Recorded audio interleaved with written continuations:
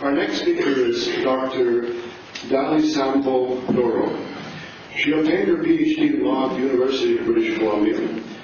She specializes in the development and evolution of international Indigenous human rights and standards, human rights law, public international law, the political and legal relations between nation states and Aboriginal people, international relations, and Alaska Native self-determination. She is an advisor, a human rights advisor to the Inuit Circumpolar Council, member of the Inuit Circumpolar Council Advisory Committee on UN issues. She's a member of the International Law Association Committee on the Rights of Indigenous People, and she is a member of the Alaska State Advisory Committee on U.S. Commission of Civil Rights. I'd like to invite Dr. Dorough to the podium, please.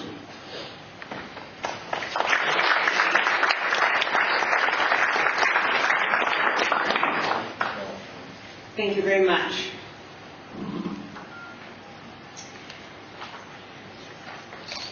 Mr. President, Premier Kleist, ladies and gentlemen. First of all, I would like to thank the University of Anchorage and the Steering Committee of the Northern Research Forum for the invitation and support to participate in the 6th Open Assembly of the Northern Research Forum on our ice-dependent world. I appreciate the opportunity to share a few words with you this morning by virtue of their support. Last night we heard that the forum is one in which individuals can share their thoughts, ideas, perspectives, and concerns. Such an intellectual space is crucial for those of us close to the Arctic, those of us who have a deeply felt and profound relationship with this unique environment, both Indigenous and non-Indigenous. I cannot speak for all, but that it is the beauty of having an intellectual space like the Northern Research Forum that allows me to do so. And maybe the few words that I'll share will prompt further thought and consideration within this intellectual frontier, if I can borrow the words of President Grimson in his remarks earlier this morning. As the first inhabitants of Arctic coastal areas following the stabilization of sea levels, we have developed a profound relationship with this environment. Though uttered 34 years ago, I want to share the words of one of our greatest elder statesmen because they remain relevant to the topic at hand.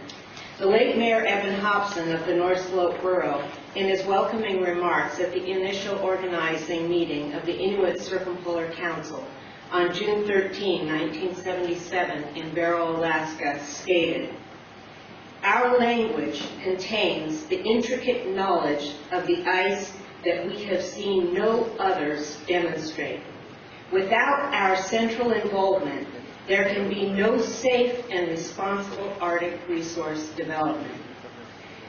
The first topic that the recognized founder of the ICC underscored was that of the environment. Evan Hobson spoke of our 4,000 years of human survival through the conservation and good managing of our Arctic wealth. The most tangible adverse impacts we have seen and felt as the direct result of change in human development has been that of accelerating global ice melt.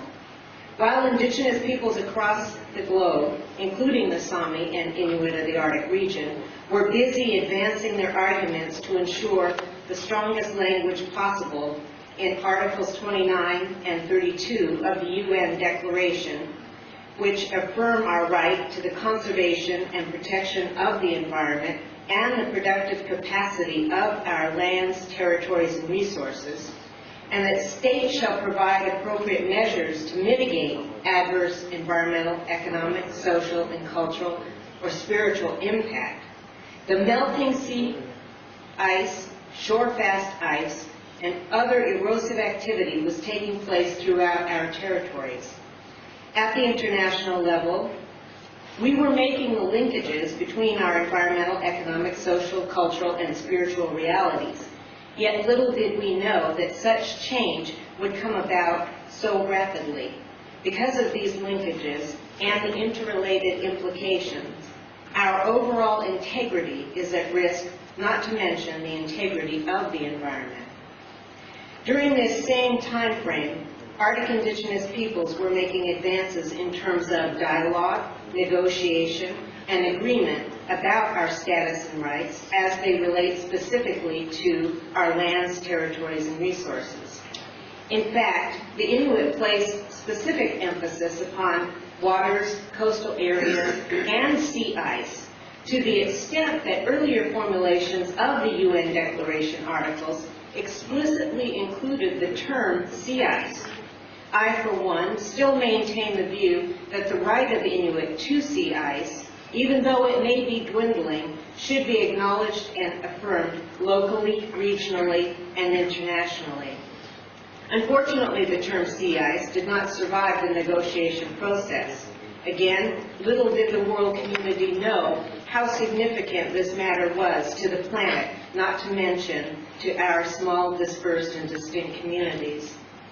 Though we may not all be at the same level of development and security in relation to our lands, territories, and resources, we have made extraordinary inroads toward the reconceptualization of our relations with nation-states. The main thrust of our advocacy has been that we are the rightful owners of lands and resources in the Arctic, and that the term territory must be understood in the most expansive terms. Indeed, we have progressed to a stage where we have an unarguable role and absolute responsibility in the context of our collective human rights to be direct participants in any and all matters that affect our lands, territories, and resources.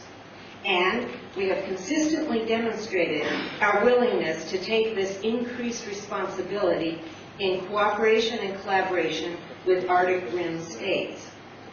There are many positive examples of cooperation, including the government of Greenland, but in my view, one of our best and most recent examples is the Labrador Inuit Land Claims Agreement, due to its comprehensive Inuit government framework, as well as affirmation of Inuit rights to coastal waters and the territorial sea.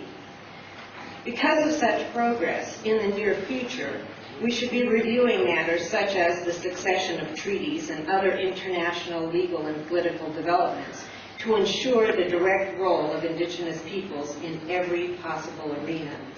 In this regard, I'd love to delve into the entire matter of the UN Convention on the Law of the Sea and its Arctic relevant provisions, including the territorial sea, as well as the continental shelf, which Price referenced this morning, but I'll do my best to stay on point and restrain myself. A minimum of 9 articles of the UN Declaration on the Rights of Indigenous Peoples address the right of Indigenous peoples to their lands, territories, and resources. However, the interrelated nature of these articles must be underscored. Each of these articles take into consideration the holistic view that Indigenous peoples rightly articulated in the context of their profound relationship to the environment. I could say more on the topic of land rights, land agreements, and modern-day treaties, but I simply want to emphasize the need for our place at the table due to such rights and responsibilities now and for future generations.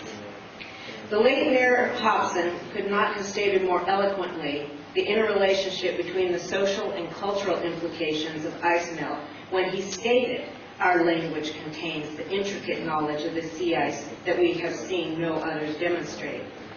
Language is one of the most substantive and comprehensive expressions of culture and society.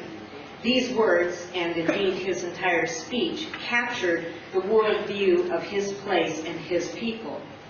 Coming back to my theme of interrelated implications, it must be widely recognized that the Inuit harvesting of whales, seals, walrus, migratory birds, and other marine life not only relate to subsistence or traditional economies, or our legitimate economies, it must be accepted that such harvesting activities are interrelated and indivisible from our social, cultural, and spiritual dimensions. And clearly, they're related to lands and territories, integrity of the environment, as well as social and cultural rights, including language. Here again, the UN Declaration embraces the interrelated nature of Indigenous human rights by affirming in Article 20 that Indigenous peoples have the right to maintain and develop their political, economic, and social systems or institutions, to be secure in the enjoyment of their own means of subsistence and development, and to engage freely in all their traditional and other economic activities. At present, I'm emphasizing only one dynamic of social and cultural rights, when in fact there are numerous examples of the indivisible nature of the UN Declaration language that I could elaborate upon. However, the bottom line is that the implications of ice melt include the social and cultural integrity of Arctic indigenous communities.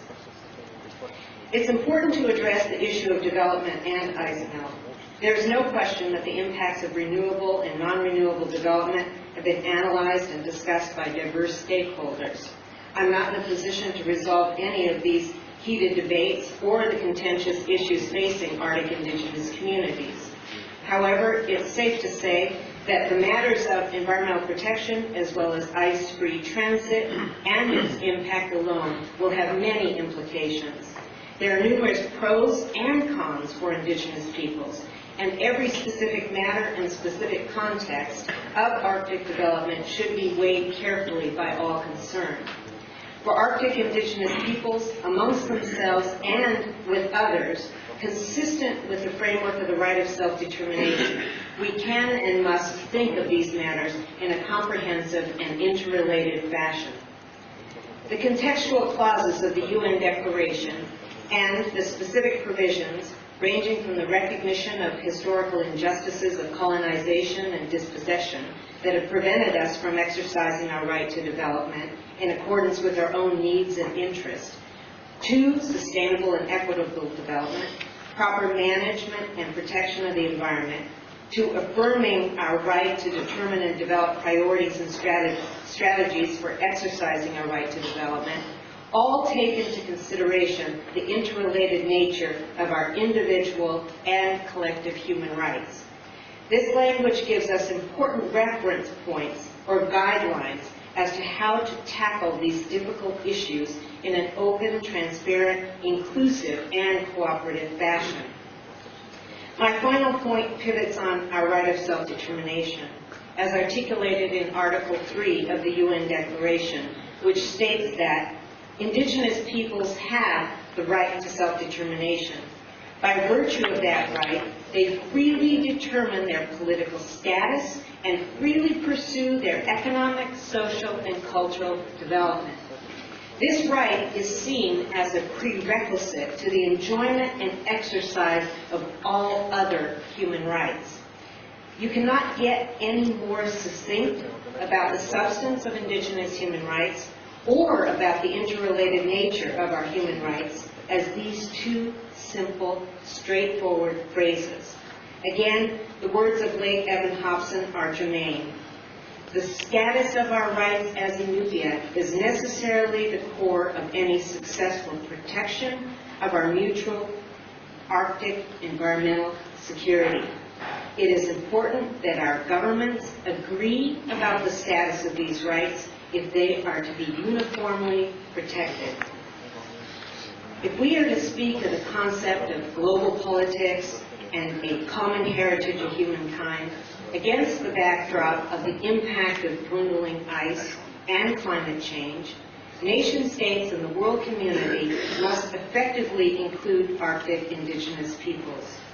And it is important that our governments agree about the status of these rights. In this regard, even our status as permanent participants within the Arctic Council should be expanded and enhanced.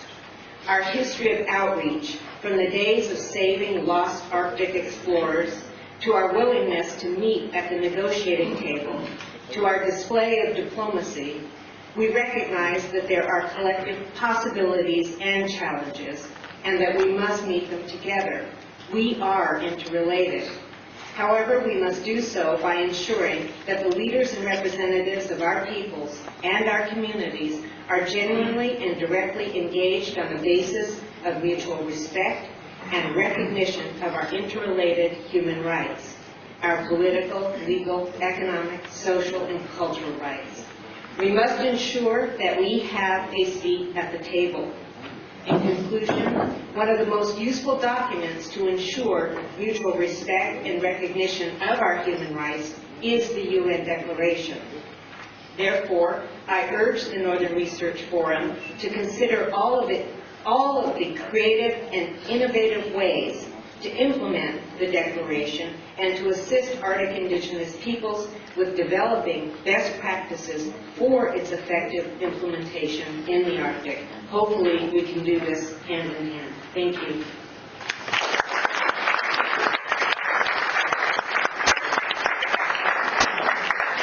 Thank you, Dr. Dorough. I would now like to turn the session over to my co-chair, Professor Bo.